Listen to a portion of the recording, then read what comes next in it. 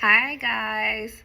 So, my apologies for taking so long to record. I know a lot of you all are waiting for me to upload these videos so you can hear the progression of my story, my testimony.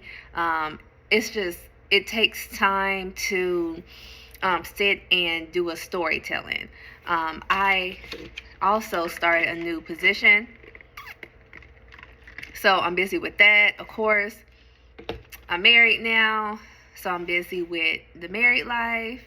Um, and then I'm also, I already have a son, and there's just a lot that's going on. I also have a ministry. So just taking the time out for everything. I was in seminary, but I dropped out. That's a whole nother story. And so thank you so much for just bearing with me. So let's just begin. So in part two, I left off with um, how I began to grow weary. Throughout the journey of the waiting, I became weary at some like certain points. But it was never just, days or weeks that I was just, except for at the beginning, when it was that first separation from who I felt was my husband. But other than that, once I became rooted in Christ, I just did not get to the point to where I felt like I could not hold on until this year in February. So I remember talking to one of my life group sisters and telling her how I am at my capacity.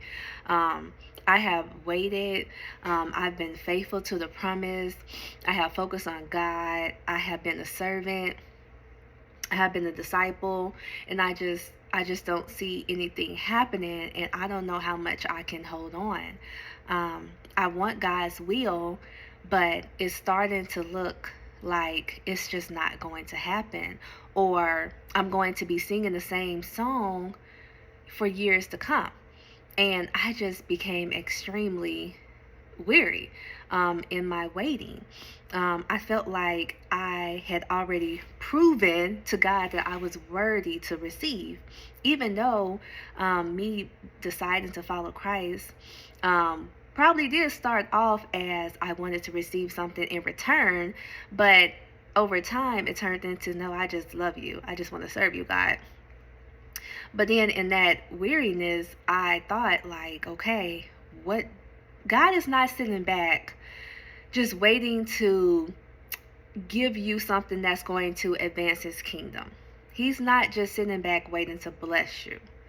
He's not just holding it because he just wants to see how long are you willing to wait.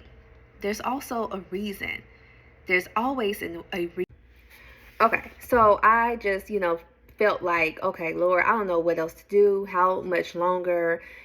Like, I don't know if I can continue to hold on. Maybe people are right that we have free will and God doesn't choose our spouse. So I just need to just keep it moving and just probably just find, the best person I can find and just try to make it work. So I was just starting to think that none of this is real. God doesn't choose or lead you to the person that's best for his will to be done or purpose. And I just started really doubting everything that I had been holding on to. And so I gained a little strength and I said, Lord, I need to see a turnaround. Like, I need to see a turnaround. Lord, please just show up. I was calling out like David, and I was just like, Lord, I just need you to move. Lord, move. And I was so serious. I'm like, I'm like, I can't hold on anymore. If I don't see a powerful move of the Lord, I'm giving up on this and I'm just going to move on. I said, I'm at the point where I'm ready to move on, Lord. And so I just remember it was on like a Tuesday. This was in February. Around February, it was towards the end or middle of February. I think it was towards the end of February. And so I just kept saying, like, Lord, I remember driving, and I was so numb, and I just was like crying out to the Lord, and I was so weary, and I was crying, and I'm like, I can't do this anymore. Because what if and this might sound bad, so please understand the state I was in. Um, but I just started thinking, I am going to end up like some people that are older that have been holding on and waiting, and it never happens. And so I started thinking, is this the result of their situation? Some of my older sisters that have been standing on the promise, waiting, and years have gone by, and they're getting older, but they're still holding on. I said, is that going to be my portion? I'm like, is that what's causing some of my older sisters to be single? And so I just started thinking, I don't want that. I'm like, maybe we all under deception. And that's what's causing so many of us to be single, and we're getting older, and there's so many older single women. I'm like, because what? Have we been under the illusion that God is going to bring us a husband? I'm like, I just started thinking, all of this was playing in my head, right? And I just started thinking, I don't want that to happen. I'm like, I can't go another year with this happening. So I'm like, I admire some of the older sisters' strength, um, that have been waiting for so many years. And I mean, they're doing it because they are truly seeking after you and they want your will. I'm like, but I just cannot see you, Lord, causing your daughters that are being faithful, and we're not wanting to be married or with this person. Now, if this isn't the case for you, then that's something you need to take to the Lord, and that might truly be why you're still waiting. But I'm speaking from my heart, and for the women that can relate. It's not about desiring this companionship so you won't be alone, because you don't want to just be single, and you want to have someone to cuddle with and do, date night and all of that. Yeah, those things are great, but I'm like, I'm looking for the husband that can take me to the next level in this purpose, Lord. I'm like, I can't do everything by myself. I want a partner, that we can just advance the kingdom, push people to Christ, purpose, prepare people for the end times, all of that. And I'm like, doing this on my own, it's stuff that Crystal can do, but I feel like I'm missing that partner that together we're unstoppable. Like, we scaring the devil, giving him a run for his money. And so I'm just thinking about that stuff. Like, if I have accomplished these things by myself, wow, what can I accomplish with my partner? Two are better than one. And so I'm just thinking about how many people could we reach together, where I'm not as equipped, my husband can help me. So I'm thinking about those things. And so I'm thinking, okay, if you're bringing us together for purpose, surely you're not about to have us just waiting for no reason. And so all these things are playing in my head, and that's something you have to ask yourself. Am I waiting on God, or is God waiting on me? Because honestly, a lot of times we think we give ourselves a little too much credit. We think we a little too holy. We think we are a little too good, or we're doing everything right, and that we deserve the blessings of God. We feel like we done checked off every box. But a lot of times we have checked off every box except for the box that God gave us. So we're doing everything under the sun. In every ministry group, go to every church meeting, convention, and those things are fine. But that doesn't mean that's what God has told you to do or called you to do. A lot of times, those things are distractions, even though they're church related. Just because it's church related does not mean that's what God has told you to do. So a lot of times we as women think that we're doing everything right. We're this good woman of God, which we probably are a good woman of God. But that don't mean we're being obedient to what the Lord is telling us. And so when you find yourself still waiting on things, and you know that the Lord has promised it to you, you have to think back, hey, am I equipped? Am I ready to carry this mantle? Am I ready to carry the weight of what God is placing on my shoulder? In Isaiah 22:22, God is my probably one of my favorite scriptures. When God is explaining to the prophet what he is about to do with this next king, how he's about to raise up this other person of Israel. He says, I am going to lay on your shoulder the key to the house of David. What door you open, no man can shut, and what door you shut, no man can open. In order to carry something, you're getting the key. That means that what you say goes, and no one can stop you because you're doing all these things on behalf of God. No one can get in your way. But do you think God is going to just give you a key of that magnitude without training you up, without first building you, strengthening you to carry something of that weight? A lot of times we want the weight to carry this big calling, this big assignment. And if we are saying we want a marriage that God ordained, is for a purpose. It's not so that we can sit here and post selfies and take pictures and have this extravagant wedding. The wedding and none of that, it doesn't even matter. It's so that we can carry out God's plan, his will on earth.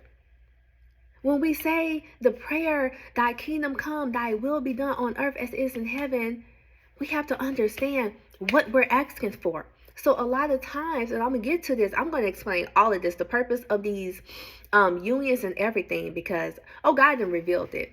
And it's more than what you think. And so you need to understand what you're asking for. Some of you don't know what you're getting yourself into, because honestly, I didn't. But I'm like, if God did not prepare me in those times of when I thought I was waiting on God, but God was waiting on me, I would not be able to carry the weight of this assignment. Because a lot of you all believe that the assignment is just, to show what a healthy marriage is, and to show love, and to show kindness to each other, and to show how it's a better route to be married than to fornicate. And a lot of you all think it's just that. That's nice and all, but oh no, these marriages are related to the end times. It's related to end time prophecy.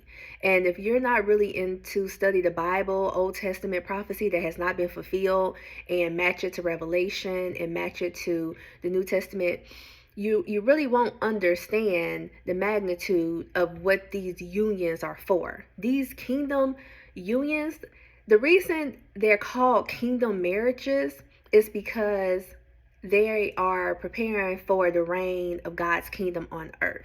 A lot of people do not know that Christ is coming back a second time, and he will reign on earth with the saints.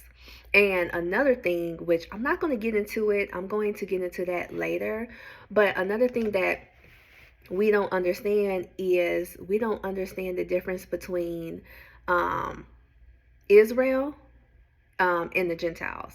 We have learned wrong and been taught wrong. So I'm going to cover that later, but the reason there's so much confusion, especially with these unions and what God is doing, is because we don't understand who we are. And if you don't understand who you are, you don't understand the role you play in the end times. And again, I know this is going over, unless you really dig deep in the word and understand prophecy and things of that nature, you might not understand what I'm saying now. But I'm telling you, God has prepared me for such a time as this. And I understand exactly why he joined me with my husband. Because before I even met my husband, I was heavily into reading the word and understanding these end times and what's about to change and what judgment is about to come over the world. I was into that. I was into, how do we prepare? How do I awaken my people to understand who they are and the role they play? I was into that.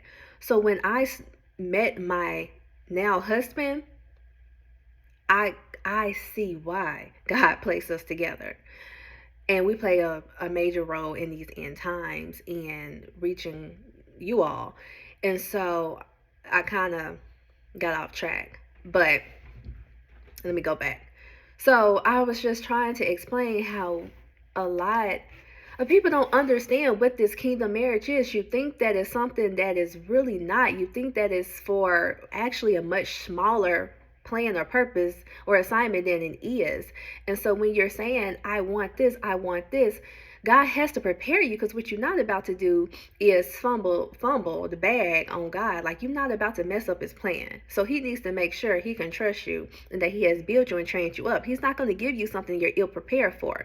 So when we feel like we're ready and we feel like we have done all of these things, we could have done all the things but what God has told us to do. We could have joined every ministry, went to every convention, went to every Bible study, went to every Sunday, served for all these different events. But God told you to work on your heart, work on being kind. He told you to remove that pride, because you're not going to be able to operate in this union with this pride. He might have told you, you won't even submit to me. So I know you're not going to submit to your husband. That's a big thing. You like to be in charge. So you're not going to allow your husband to take lead and take control. And as we get older, we get stubborn and stuck in our ways. And I'll be honest, just from being a life group leader and interacting with women of different ages, we can be difficult to deal with. We can. And the older we get, the more difficult we become. And no one can tell us anything. So if God can get through to you, if all this time you've been waiting and God cannot even get you to do the things that he's telling you to do, and you know that since it's God that's going to work out for your good, then how are you going to work well with a husband that's supposed to lead you and you're supposed to be his helper? It's not. So God has to break some things in us. And so we have to understand that God is not sitting back like, I just don't feel like blessing them. I don't feel like sending them a husband. I don't feel like doing all of this. No, it's something that we are yet to do. It's either something that we have not grasped the understanding, where we lack the knowledge, we're not seeking God. Most of it is we just not reading the word. Like, that has honestly been, from talking to so many different women, that's what I have found to be the number one problem. And we don't understand the importance of reading the word. We think we can get by just praying. The thing is, when we pray, most of the time the answer to our prayer is in the word.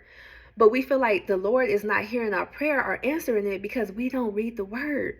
And some of these things, sometimes I come across as too strong, but literally I know what it takes. I have literally went through what a lot of women are going through, and I have made it to the other side. And this is to give God all the glory, and this so I can help women and show them the way.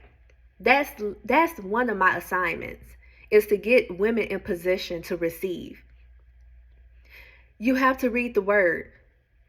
You have to get into the habit of reading the word, where it's not a chore, where it's like something you don't want to do. Like, no, you have to get into the habit of reading the word, meditating on it, looking at the scripture, the word of the day. Okay, starting off, that's good, that's something, but that's not enough.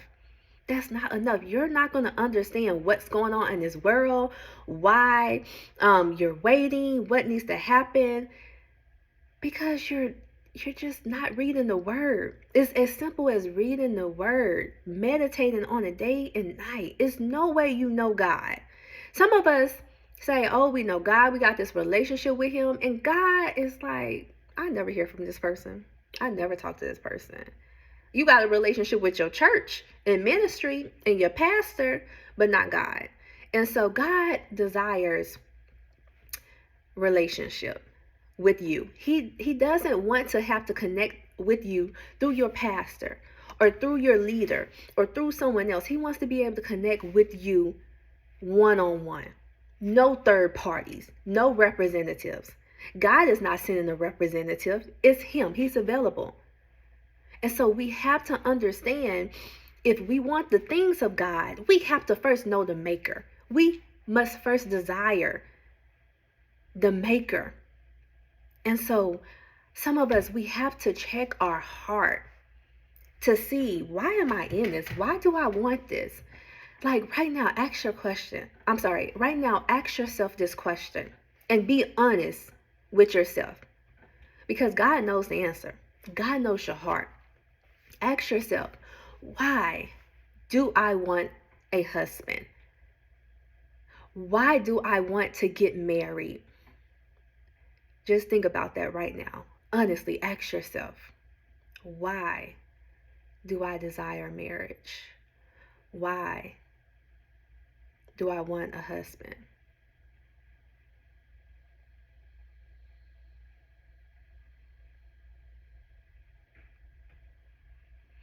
And when you answer that truthfully, think, does this align with the unions that were in the Bible? When God joined these people together, it was always to get something done. When God joined Abraham and Sarah, well, let's just start with Adam and Eve. He created Eve from Adam. Eve is a part of Adam. Suitable helper. Adam was already in his purpose, knowing what he was supposed to do. He was looking over, having dominion over the creatures, the land, the garden. And then Eve came about, that was compatible, that was suitable to join in on that purpose. And what did they do? Be fruitful, multiply, replenish the earth. They brought about kingdom kids. Now, of course, they sinned, and we are in this mess because of them. But they had a purpose. Abraham and Isaac. Isaac and Rebekah. Joseph and Mary. So many people in between Esther and Xerxes. Ruth and Boaz. Deborah and, what was his name? I completely forgot. Barak. It's kind of controversy if that was her husband or not. But these unions, even if it's not a romantic union, it's for a purpose. So if your answer is, so I won't be alone, so I can feel whole, so I can feel happy. If it's to make me happy, that right there, I'm telling you now, God is not about to send you a husband right now in that state. Because your husband should not be the source of your happiness. If you're looking for a man to make you happy, that right there is where that's your heart posture. That you feel that that's the missing piece to make you happy. And without it, you're not happy. That's not good, because God is the only one that should have that effect over you. God makes me happy. He gives me joy. Before meeting my husband, like, I'm not saying you're not going to ever have those moments, but if you're living in those moments all the time, that's the problem. And it's easier said than done. So don't think that I'm trying to be hard, but I'm trying to push you into where you need to be, because I'm telling you, once you get there, it will happen quick. So God, he said a day is like 1,000 years, and 1,000 years is like a day. God can turn things around. Things that should take weeks will take days. Things that should take months will take weeks. He will do it, because the kingdom of heaven is at hand. There's no time to sit here and be waiting. Like, people will get left behind. So we have to understand the why behind why things are not happening. It's not because God doesn't want it to. It's because we are not in position to receive. And the longer we don't acknowledge it and we're not aware of it, the longer it takes for us to fix it and correct it. And so you should desire a union ordained by God because you just want his will. You want his will. You want to live out your purpose, and you want somebody that's going to help you and push you closer to Christ. Like, and you're helping push that person closer to Christ, and y'all both living out your purpose. And so everything else that comes, it's just a cherry on top. It's just a a consequence, a benefit of it, of what God is doing. But it should all have to deal with God, because it pleases God, because I'm doing things for God's kingdom, because I'm showing people what God did, because I'm living out purpose, because this is going to, it has to deal with God. If it's just dealing with, because I feel alone, because I've been single for so long, because I'm not happy, because I'm ready to be able to have sexual relations, it has to be God in it. The reason is because of God. So let me get back, because I didn't completely got off track. But I know that some of my sisters need to hear that, because I know I needed to hear it. I needed to hear it. And some of this stuff is hard to digest, but it's necessary, because all this sugar coating and it's okay, and God is going to bless you, he's going to do this, without actually understanding it doesn't work like that. The greatest gift that God gave us that was free was his son. Salvation. Like, we can't even, nothing even compares. But all these extra things is conditional. God is not about to just sit here and make it rain blessings and promise blessings and rewards, and you don't do anything. That's not how it works. That's not how it works. And unfortunately, some teachers, preachers have taught us that God is just a God of gifts. He does this. What makes him a good God is what he does for us, what he gives us. And that's just not the truth. So a lot of people are sitting around doing absolutely nothing, not working on a relationship with God, not reading their Bible, but expect God to bring them a husband. If you don't spend time with God now, how do you think it's going to be if God was to bring you a husband? He would never see you again. He would never hear from you again. So no, show him now that you just want him.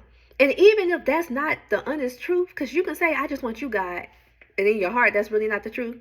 Keep on saying it and keep on doing it until your heart changes. Because again, at the beginning, I'm like, okay, Lord, I just want you. I just want to serve you. And I did all of that because I was trying to get rewarded.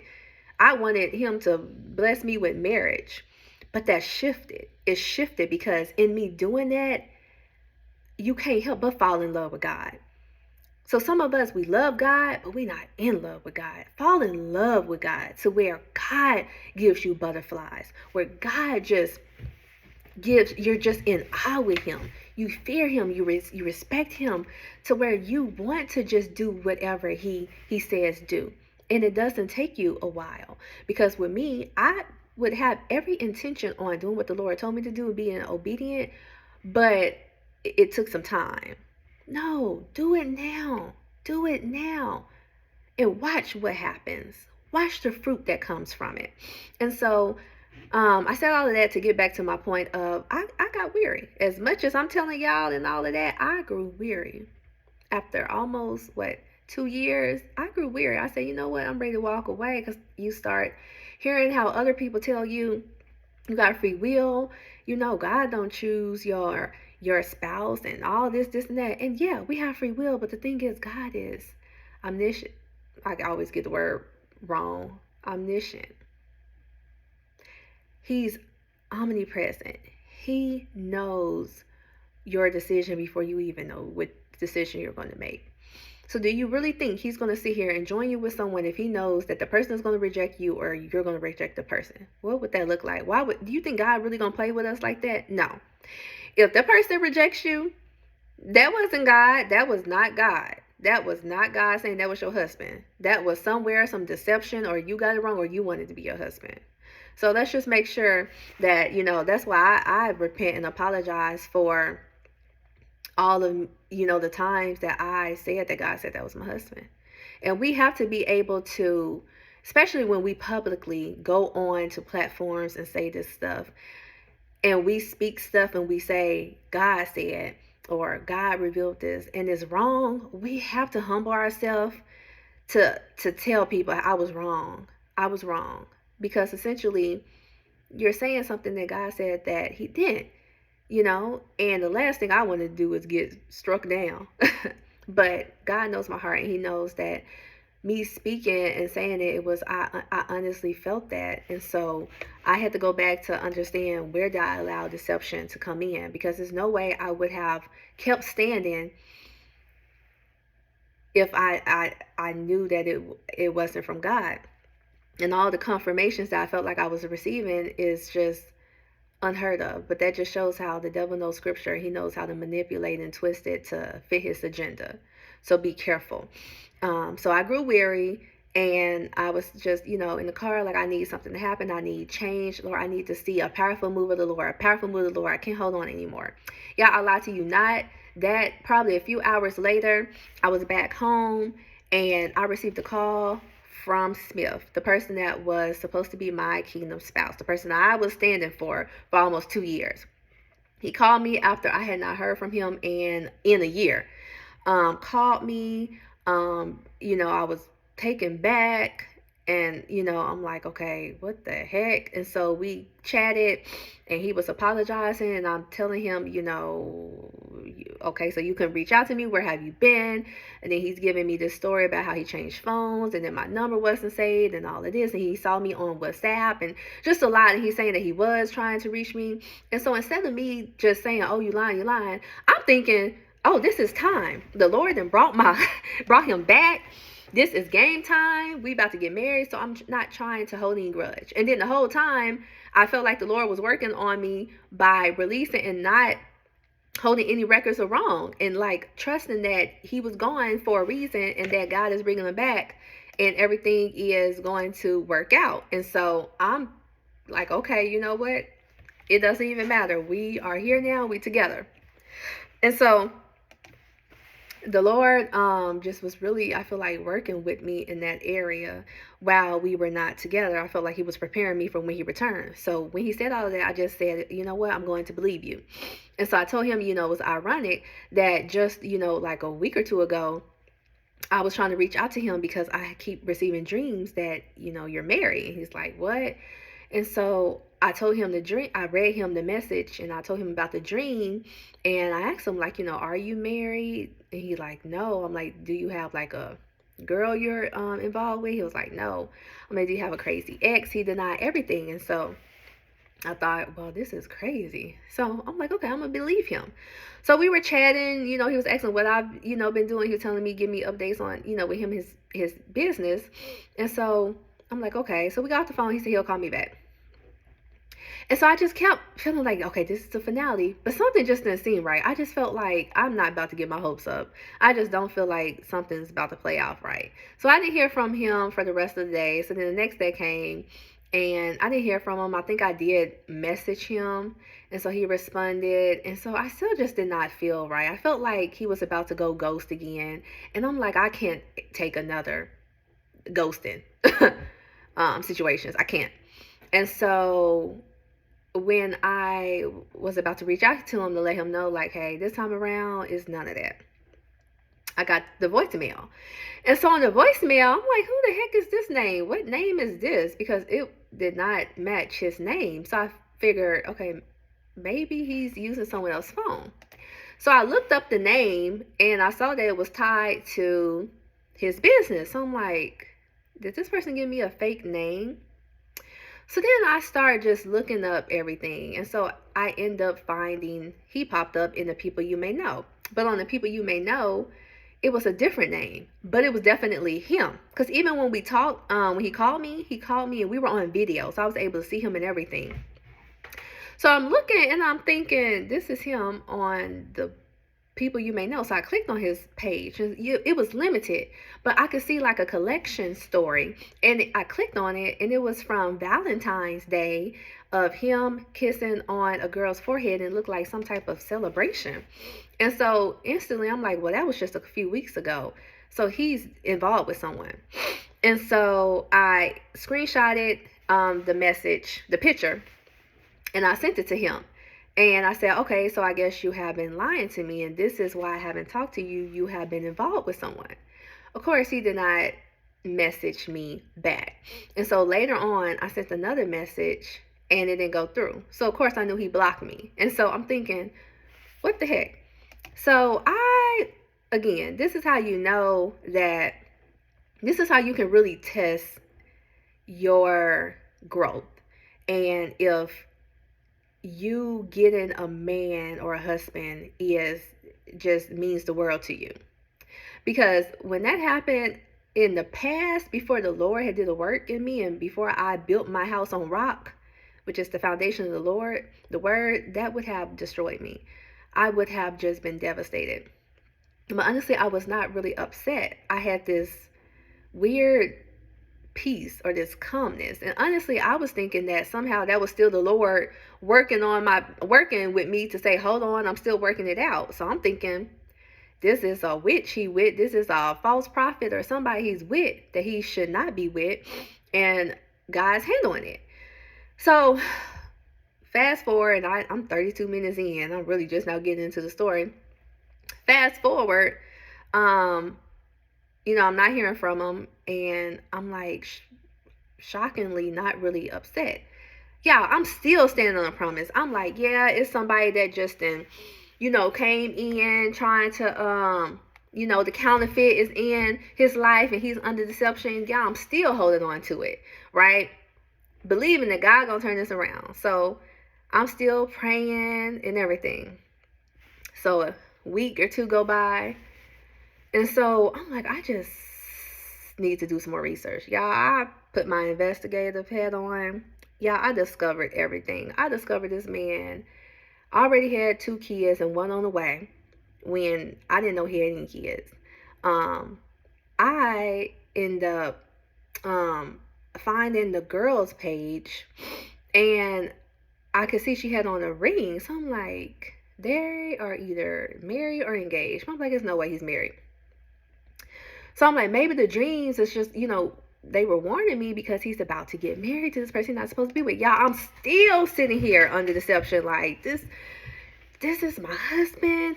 He up here with this witch, this false prophet, this counterfeit. I'm like, oh my gosh, Lord, save him from this. And I'm still riding for this person. I'm like, I don't know, but God is testing me if I'm still going to hold on to the promise, y'all. Still holding on. So then I saw for sure. So now, okay, during this time, and I'm trying to remember the order. So long story short, I end up getting confirmation, finding out from like an Instagram page, because I was able to see the dates and everything, that he is for sure married. He got married during the time we were talking. No, during the time we were not talking, he got married. But he proposed during the time we were actively talking. Like he proposed, and I could see on the Instagram the dates. He proposed, and then the next morning we were talking. So me, justifying, oh, it's work, oh, he's out the country, all of this, and the stuff he was telling me, and me believing and everything, it was literally lies. He was with this woman before we even started talking. He had been with this woman since like 2016, if I'm not mistaken. Like well before we even got together. And so, I was just in shock. And at this point, I'm like, okay, God, well, he married. Surely I can't sit here and pray against somebody in marriage, right? And then, of course, like, this is how freaking good the devil is. Even after seeing he was married. And again, look, I'm just being honest because this is going to help somebody. And I need you all to understand how clever the devil is. When the Bible says that the devil came to deceive the nations, yes, he comes to steal, kill, and destroy. So we have to understand that he's a little smarter than we think.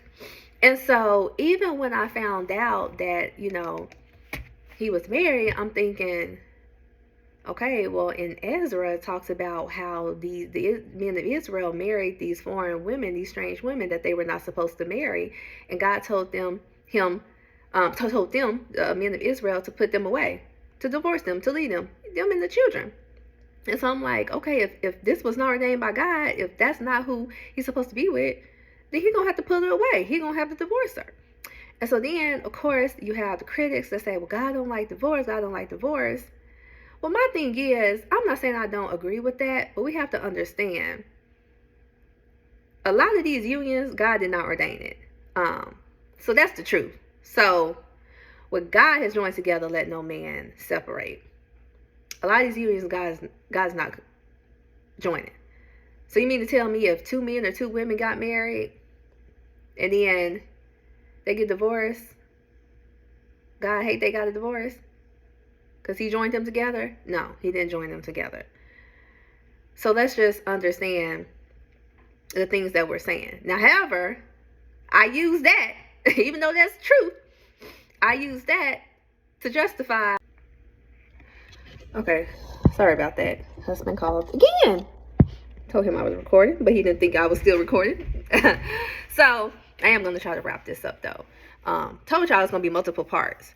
And so again, y'all, I'm sitting here like really trying to justify, if God didn't join it together, then shoot, he gone, you know, if he said that is who I'm supposed to marry, he married someone else, you know. Again, I heard when people read, you know, married people, think about with Jacob, the situation he was supposed to be with Rachel, and deception caused him to lie with Delilah. And so I was thinking it was a Delilah situation. And so yeah, I was holding on to this promise with this person that even that had me still thinking,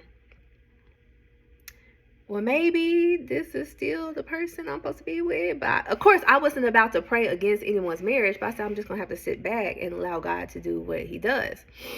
And so in the midst of this, it's actually when I just gave it up and I started joining, like, you know, I'm into, like I told you, end time prophecy and all of that. And so I joined these ministries on Facebook, and it was a guy had reached out to me. He started messaging me, and we was just really digging deep into the Bible. But while we're talking, all this, you know, discovery with Smith is coming about. And so, you know, he reached out to me. We first started talking like April 19th. And, you know, and then the next day when he reached out to me, I didn't really want to talk because I told him, you know, hey, you know, because I even told him the whole situation about, you know, I know who my husband is and all that, because I didn't need him thinking that he had a chance. And so when that happened, that day that I found out a lot of stuff, he wanted to talk, and I really didn't want to talk, but I was like in my prayer closet praying. I was like, God, turn this around. God, turn this around, because I'm like, this ain't it. I'm like, this is not it. I'm like, God, I don't think that you would be having me go through all of this. And I know we like to quote, God is not the author of confusion. But if you read in context, that I feel like we apply that to situations that it's not really referring to. So we say God's not the author of confusion, but a lot of things that we do that don't make sense, it's confusing. That's why God says, don't lean on our own understanding. So I don't really agree when people say if it's confusing or it don't make sense, that means it ain't God, because God's not the author of confusion. When God was talking about, and I think that was Paul talking about how God is not the author of confusion, that was related to speaking in tongues and relaying prophetic words, and there's an order that they're supposed to be, and, you know, having an interpreter when if you speak in tongues. And so that's not even the same context. So honestly, just because it seems confusing, I don't believe, oh, this is not God, because a lot of things don't make sense when it's God. So I'm like, that doesn't apply. But it was just so much that I just didn't understand, like, how I could have gotten this wrong after so many, you know, confirmations I had received. So, you know, I'm talking to this new person, and I'm like, dang, this is great conversation. And I'm like, dang, we are so aligned with how we think and just everything with, you know, the end times and the kingdom and just what we need to do now to prepare and just purpose and our assignments. And I'm like, dang, I said, you know, he'll be a really nice husband for someone. not mine. And so, and also he was a couple years younger than me. I'm like, absolutely not. And so the more we talked, we decided to meet up in person. And again, the main thing that's very important that I need you all to not forget is, like the day, the next, okay. So April 19th is when he sent me. So let's go back a little because I want y'all to see how this all played out. So April 19th is when he sent me the first text message on Facebook. And then we messaged for a while, and then we talked that night. That was the first night we talked. And when we talked, that was during the time that I was uncovering the stuff with Smith. The next day, April 20th, he sent me another message.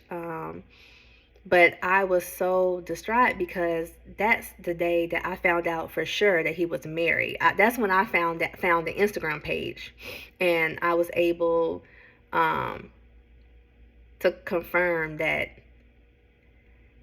he was married. The page was private at that time, so I could only see like the bio that showed like mother of 3 and all of this, and so it was something, I can't remember what. Oh, it said wife and then mother of 3, and I'm like, 3, what? And so that day I'm like, it's done. I'm like, this is a whole lie. I'm like, God, but you want me to sit here, and how could I even trust him if everything has been a lie? Everything. And so I was actually on TikTok watching a random video of someone's weight transformation. And then while the video was playing, it was a song called God Turns Around. Look that song up. And I said, oh, I got to download that song. So I downloaded that song. And I mean, I'm crying literally through the weight loss transformation, but I'm crying because of the words to the song. And I'm seeing how he changed it around for him. And I'm like, I need you to do that for me.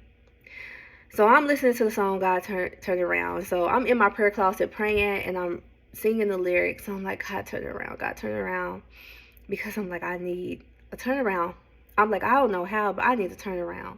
I'm like, God, turn around. And I mean, I'm crying out to God, praying. I'm bawling my eyes out, y'all. I mean, I am bawling. It looked like somebody dumped a bucket of water on me. That's how hard I was crying.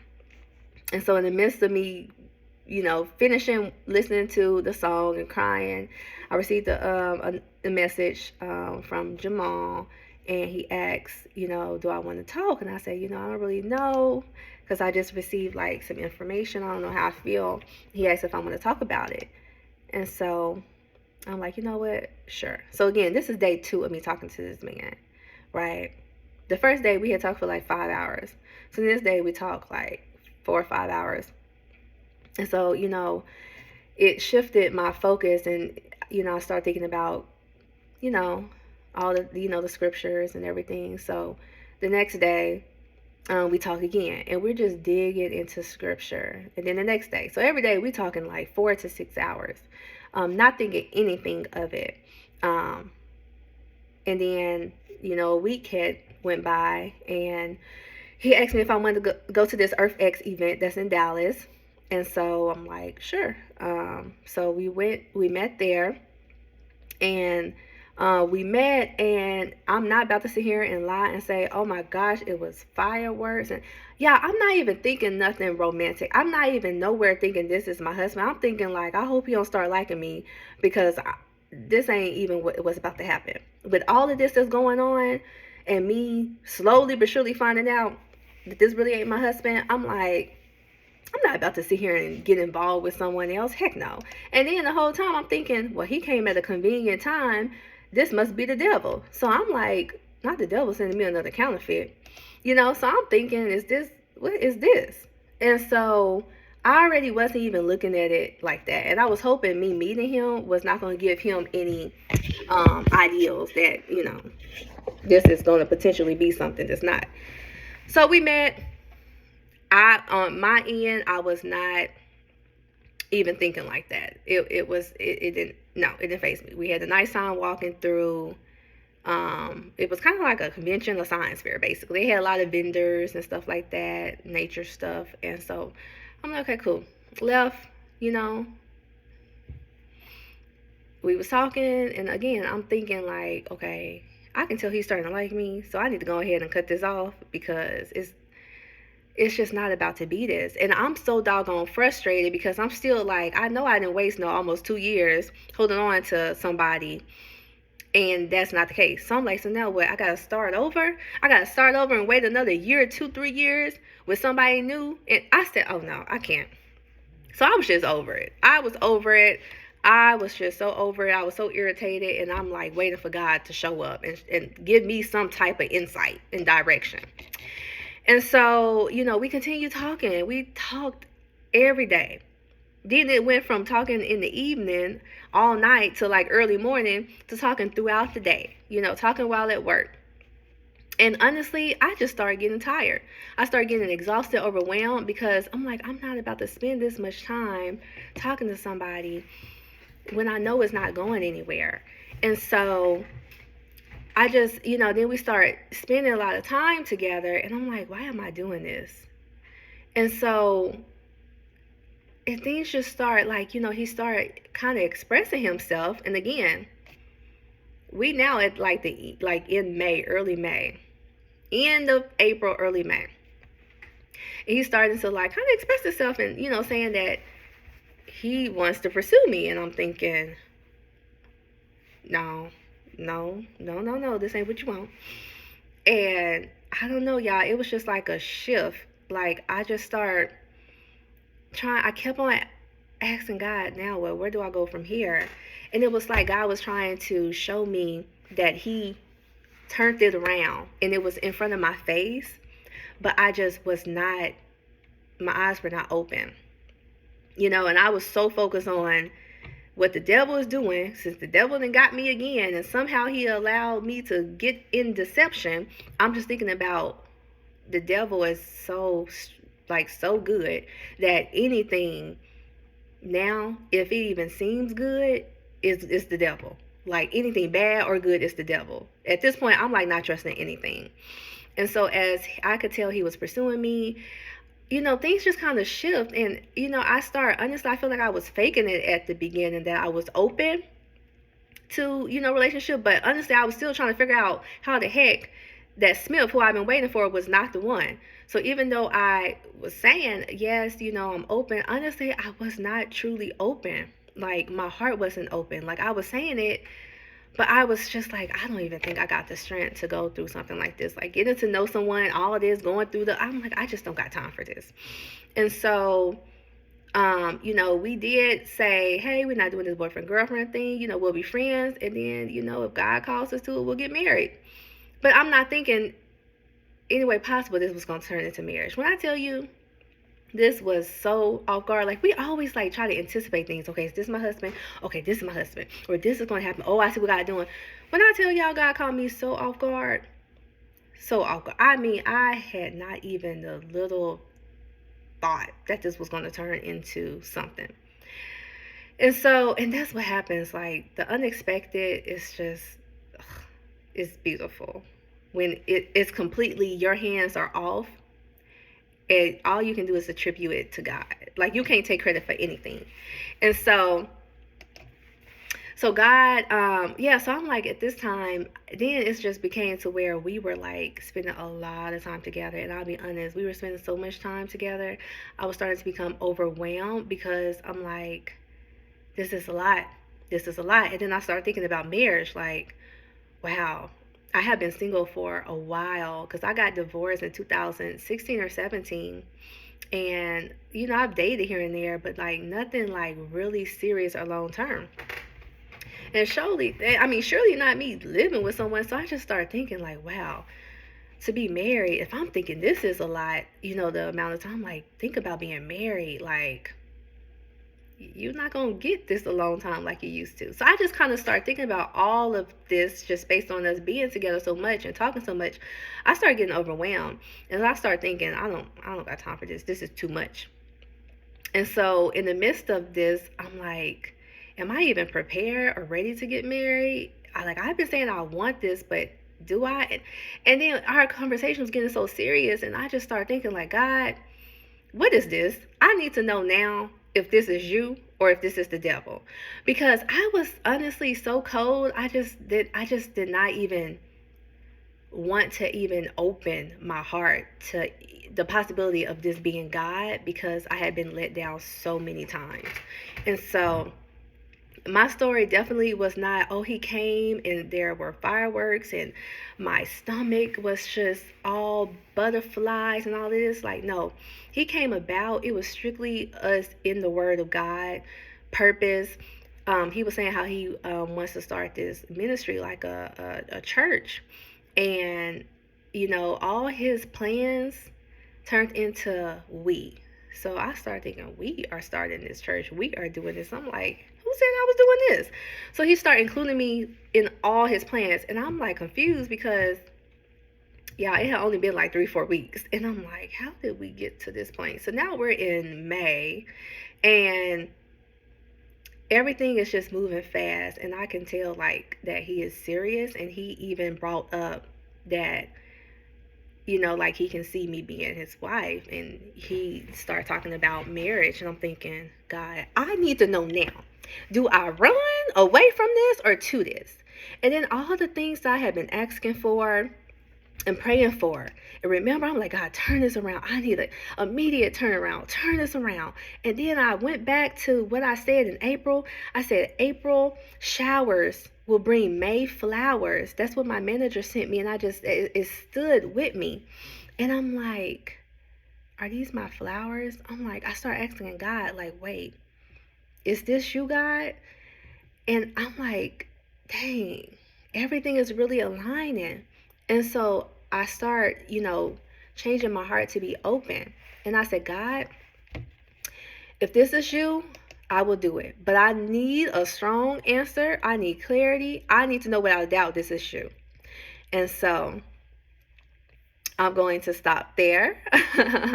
But I am married now to that man. So you all know the answer, that I got that confirmation, that clarity, that this is you. And I know I received some messages like, after you got it wrong or after you thought it was someone and it wasn't, like, how do you know this time that it's God?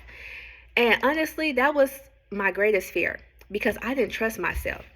I'm like, I don't trust myself to discern properly.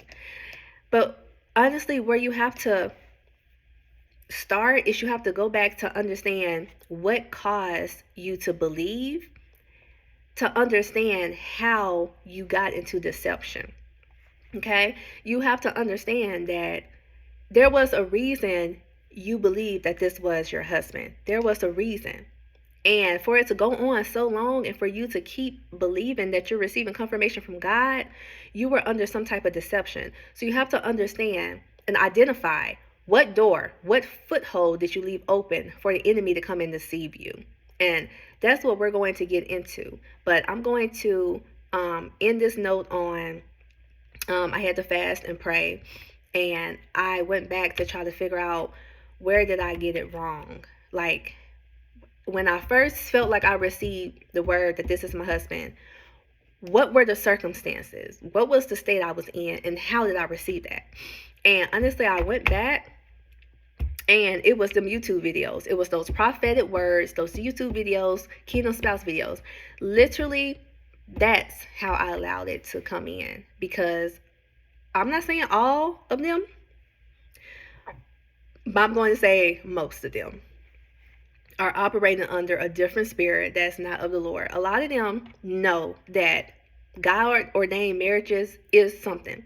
And God is bringing about these kingdom unions for the end times, for his kingdom, for a purpose. So they have grabbed hold to that word, and they know that it's something that women desire. So they're using it to try to usher in these other spirits to get us to wait, so that we really miss out on who God has for us. Because the thing is, if it's God, the devil don't want it. He wants to kill, steal, and destroy. He can't stop it himself, but he can get in our head to have us to stop and delay it. And so that's what he does. And so I identified the source during that time when I felt like I heard or got this feeling or revelation that that man was my husband. It was in the midst of me listening to these videos, and I kept hearing other videos that seemed like it aligned with what was going on in real time in my life. And then it was a community of other women. That's why I know y'all need to hear this, because y'all were in the comments like I was. And I was looking at, oh, we in this together. So truly, this is a move of the Lord. And so I was able to identify the deception. And so right now, as we end this video, and before I go to part 4, and I'm not going to make any promises, because I keep saying I'm going to do it tonight, I'm going to do it, and I don't. I can say I'm going to try, because I want to get this wrapped up so I can really get the message out there that I feel that the Lord wants me to communicate to you all. But I want you to end this video with stopping and going back to when you first feel like you received that word that this person that you're waiting on is your husband. What was going on at the time? What was your relationship with God at the time? What doors did you leave open? I want you to think, were you watching porn? Because I admit it, I was. Were you masturbating? Were you having sex? Were you watching these YouTube videos, these prophetic words? Were you binge watching? When you first wake up, that's what you watch. When you go to sleep, that's what you watch. All throughout the day at working from home, that's what you're watching. Go back. Were you telling too many people about things? Were you using sex toys, vibrations? Were you using these yoni balls? Some of these feminine products like honey pot, stop using them, because if you would have to understand the spirits that's behind it. She a whole into something else, right? Not under the right spirit. So when you're using that type of stuff, you have to see what door did you leave open. So I want you all to identify that, right? Once you identify that, you need to understand, dang, was this God? Or was it deception? Because remember, the Antichrist is anti-Christ, but it's supposed to mimic and look like Christ. Just like the counterfeit, it's supposed to look like the real thing. So we have to go back to see, what is it that made me think that this was God? This was the voice of God. And be honest, it is okay if you got it wrong. I know that it's okay, because what God did was, even though I got it wrong, he literally turned it around for me. The promise was not wrong. It was the person. Because what these spirits want you to do is to hold on to this person and think that you're doing it with good intentions because you think it's God, it's the will of God. But it's to keep you so on that person so that the right person, when the right person comes along, or God is trying to join you with the right person, you reject them. Because you feel like the person that you've been holding on for years is the right person. It's all a tactic to get you to miss the promise. But God is good. So when I was waiting on Smith, and when Jamal came in, and this is a man that's ready, know what he wants in the purpose, and I'm seeing all these things, but I'm like, I ain't got time for it. It's because the devil wants to keep you in that deception. And God was breaking me from it, but I was so under it that I was still holding on to a promise, a person that was not even from God. But I thought I was doing the will of God. And I thought that the devil was trying to send somebody to pull me away from it. But that's deception. The devil played me good. He playing some of y'all good. So we're going to end this video. Ask yourself, go back, if it was a year, 2 years, 3 years, 5 years, 10 years.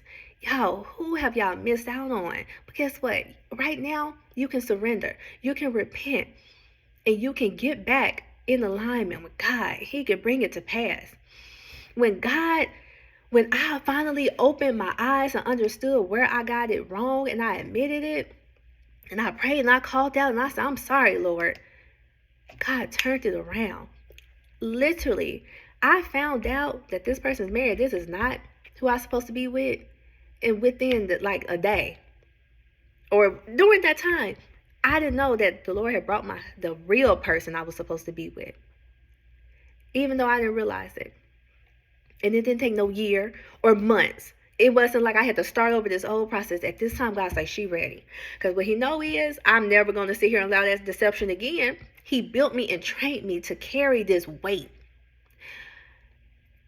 this mantle. And so don't think or feel discouraged. Now it's going to take me another year or 2 or 3. No, God is like, we got to go. The kingdom of heaven is at hand. And so I met him. We started talking on April 19th. We met in person a week later. It became serious in May. In June, well, in May, we already talking about marriage, but I don't think I was 100% like, for real. And then June came and we started saying, planning when we're going to get married. And we're like, it's not about this wedding or anything. Like, let's just, join together, come in agreement. And we decided to get married on June 30th. And we got married on June 30th. So, don't think that God is sitting here wanting you to wait. No. God can turn anything around. I said, God, turn it around. I spoke that. I spoke it and I believed it. And God turned it around. Literally, he turned it around. I'm in my prayer closet listening to God turn around, praying and stuff, not knowing that he was turning it around literally as I was singing that song and crying out to him. I bet on God. His word will not return to him void. I bet my life on anything when it comes to God. I trust him with my life. Even when things don't play out how you thought, he turns it around. So even though the devil thought that was going to destroy me, he thought I was going to give up and say, forget God, I'm about to do what I want and end up with some bozo the clown. God like, oh, I got you. I got you. I didn't give up. Some people are willing to walk away from God because of something like this. I said, you know what? If I ain't got Testament, I still got God. Can't nobody take that away from me. Can't nobody take that away from me. So y'all stand on the promise. So we're ending part 3 with understanding where did this deception come from. And we're going to pick up part 4, which I'm going to try to do it today. If not today, I'm going to try to do it tomorrow morning. But we're going to pick up on part 4 with where deception came from, and then us joining together, us getting married. And then we're just going to kind of go back to understand, the plot of the enemy and the purpose of these kingdom unions. So again, this was a longer video, so hopefully this will hold you all over until I record part 4, but hopefully it blesses you all. So again, this is Girl Meets Kingdom. Again, I got the book Girl Meets Kingdom. You can go to girlmeetskingdom.com. It's on Walmart, it's on Amazon, Barnes & Noble, or type it in the search engine.